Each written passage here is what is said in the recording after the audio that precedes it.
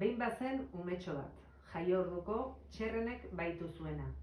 Eta 3 egun eta 3 gau kontsola ezin intzirika eman ondoren, etxera itzuli behar izan zuena.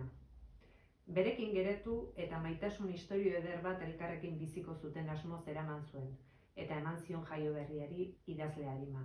Egunen batean, euren amodioaren kontakizuna idatzi zezan, eskaintza aztezin batekin. Aurra itzuli behar izan zuen ordea, eta zapuztuta mendeku hartu zuen Txerrenek. Aurra hasi zen koskortzen, eskolara joateko garaia ere iritsi zitzaion. Eta hain justu, eskolan aurrez aurre egin zuen topo Txerrenen zerbitzarietako batekin, Kriskitine andereinoa. Andereinoa ankerraz baliatu zen deabruan neskatua zigortzeko. Kendu zion jatorrizko izena eta eman zion ordezko bat. Eta horrela, neskatuaren izena joan zen isiltzen, oihartzunik gabe geratu eta desagertu arte. Txerrenek izena kendu zion izana, eta etorkizuneko idazlea kondenatu zuen adurraren indarrik gabe idaztera.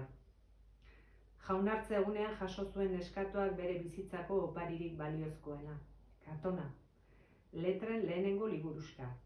Ulertu zuen orduan, aurrerantzean, hitzek gorde eta zainduko zutela gaitz guztietatik. Txerrenek baina, atezuan jarraitzen zuen beti, neskatila emakumetu ala, gero eta amorratuago. Beraz, izena gutxiez eta arima baitu zion lehenengo odolarekin. Horrela, izenik eta arimari gabe, maitatzeko eta idazteko elbarri utzi zuen.